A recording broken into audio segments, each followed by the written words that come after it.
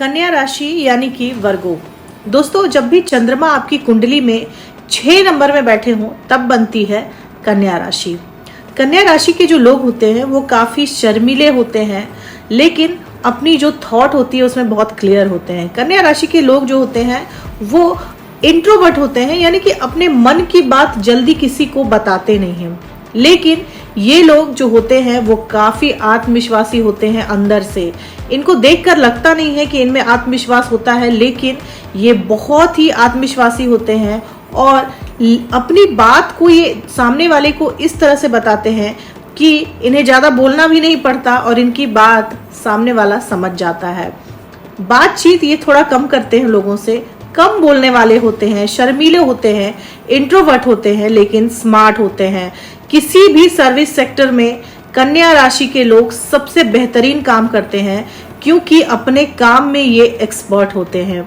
ये service industry के master कहे जाते हैं कन्या राशि के लोग, यानी कि जितने भी कॉरपोरेट सेक्टर में जो लोग आप देखते हैं जो बेहतर प्रदर्शन करते हैं, जो अपने काम को एकदम परफेक्ट करते हैं, वो होते हैं कन्या राशि के लोग। क्योंकि काल पुरुष की कुंडली में कन्या राशि 6 नंबर में आती है। राशि वाले जो लोग होते हैं वो लोग साफ सफाई को लेकर के बहुत ही पॉजिटिव होते हैं। मतलब इनको साफ सफाई से बहुत ज़्यादा प्यार होता है, इनको परफेक्शन चाहिए हर चीज़ में।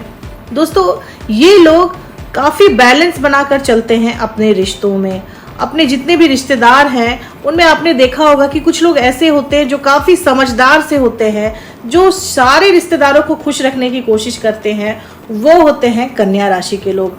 बहुत कम ही नाराज करते हैं ये लोग किसी को, यानी कि हमेशा खुश रहते हैं और आसपास के लोगों को भी खुश रखना चाहते हैं। दोस्तों, इनके जो दूसरे भाव के स्वामी हैं वो भी शुक्र देव है और यहाँ पे बनती है तुला राशि। तो ऐसे भी तुला राशि वो बैलेंस का कारक है।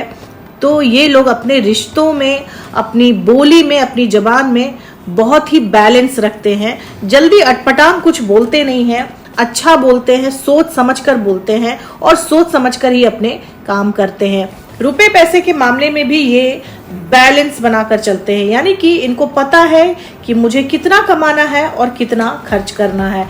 इनकी जो चादर होती है उससे ज़्यादा ये पैर कभी भी नहीं फैलाते। के जो चौथे घर के स्वामी हैं यानी सुख के कारक हैं वो बृहस्पति हैं, और बृहस्पति इनके 7वें घर के भी स्वामी हैं। तो इनके विवाह और पार्टनरशिप के भी स्वामी बृहस्पति हो गए और इनके सुख, मकान, वाहन के भी कारक बृहस्पति हैं। तो बृहस्पति अगर चौथे नंबर में बैठ जाए या 7वें नंबर में बैठ जाए या अच्छे घर में बैठ जाए तो फिर बृहस्पति बहुत ही अच्छे रिजल्ट देते हैं इनको।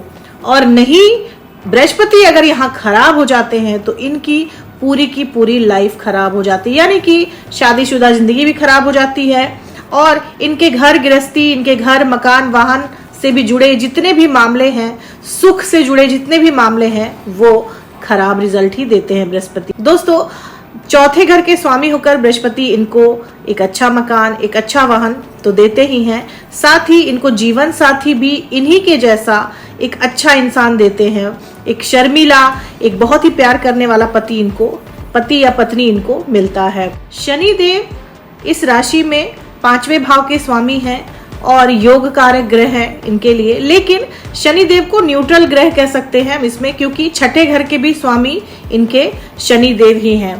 तो शनि देव अगर 5वें घर में बैठ जाए तो इनका जो लव पार्टनर होता है वो इनको अच्छा मिलता है। हालांकि वो थोड़े गंभीर स्वभाव का होता है, लेकिन लव लाइफ इनकी अच्छी चलती है। शनि देव अगर छठे घर में भी बैठ जाए तो रोग, ऋण और शत्रु इन तीनों से ही रक्षा करते हैं शनि देव छठे घर में बैठकर कन्या राशि वालों की। अब बात करते हैं इनके करियर की। इनके 10वें घर के स्वामी भी बुध देवता है। तो बुध देवता अगर 10वें घर में बैठ जाते हैं तो एक तरह का राजयोग बनाते हैं, जिसे भद्र राजयोग भी कहते हैं। ये 5 महापुरुष राजयोगों में से एक है और बेहतरीन रिजल्ट देता है, यानी कि ऊंचे से ऊंचे पद पे ये लोग आसानी से पहुंच जाते हैं अगर मरकरी यानी बुध 10वें घर में बैठ जाए। शुक्र देवता इनके 9वें भाव और दूसरे भाव के स्वामी, यानी भाग्य के स्वामी भी शुक्र देवता हैं और धन, कुटुंब, वाणी के भी स्वामी शुक्र देवता हैं। तो अगर शुक्र देवता की प्लेसमेंट अच्छी हो जाती है इनके चार्ट में, यानी 9th हाउस में बैठ जाए शुक्र देवता या फिर दूसरे घर में बैठ जाए शुक्र देवता, तो मान के चलिए कि आप जीवन भर धन में, रुपए पैसों में खेलेंगे। धन की आपको कभी कमी नहीं होगी। आप धार्मिक होंगे, पूजा पाठ करेंगे, दान पुण्य करेंगे, भ्रमण भी करेंगे, विदेश यात्रा भी कर सकते हैं आप, और आपके पास पैसे की कभी कमी नहीं होगी। किसी ना किसी स्रोत से आपके पास रुपया पैसा आता रहेगा। आपको आपके रिश्तेदारों में इज्जत मिलेगी। आप अपने रिश्तेदारों के साथ अच्छे से बना कर रख सकेंगे।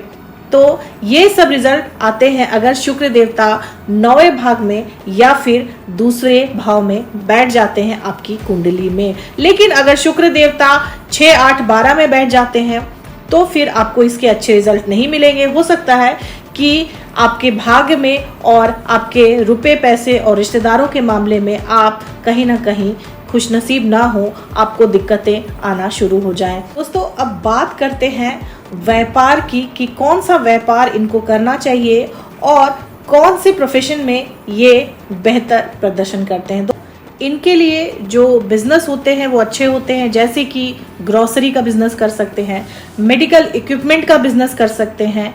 ये लोग साफ सफाई की सर्विस जो देते हैं उसका बिजनेस कर सकते हैं।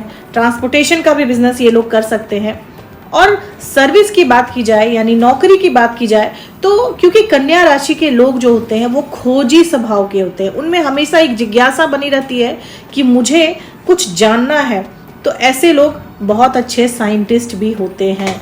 ऐसे लोग वैज्ञानिक होते हैं, इंजीनियर होते हैं, डॉक्टर होते हैं, जो हर वक्त कुछ ना कुछ ढूंढते रहते हैं।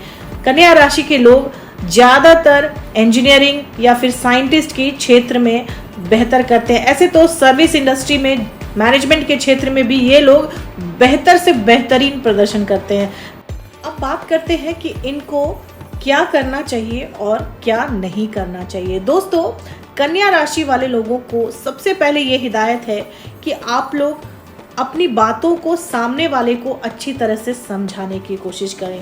अक्सर ये देखा जाता है कि कन्या राशि वाले लोग जो होते हैं वो शर्मीले होते हैं, जिस वजह से सामने वाला इन्हें गलत समझ बैठता है। यानी कि ये अपनी बात सामने वाले को समझा नहीं पाते, अपने अंदर की बात बाहर नहीं निकाल पाते। तो कहीं ना कहीं ये अंदर ही अंदर घुटते भी रहते हैं और लोग इनको गलत समझते हैं, इंट्रोवर्ट समझते हैं, कभी कभी घमंडी भी समझ लेते हैं। तो आप बोलना सीखें, सोशल होना सीखें, इससे लोग जो हैं वो आपको बेहतर समझ सकेंगे।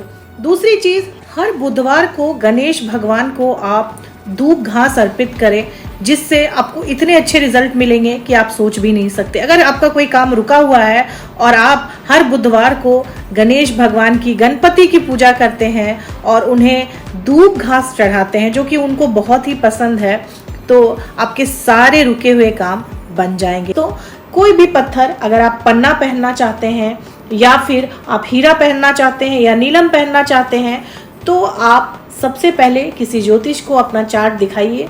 अगर वो आपको सलाह दें तभी पत्थर पहनिए, वरना कोई भी पत्थर खुद से ना ट्राई करें, आपको उसके नुकसान भी हो सकते हैं।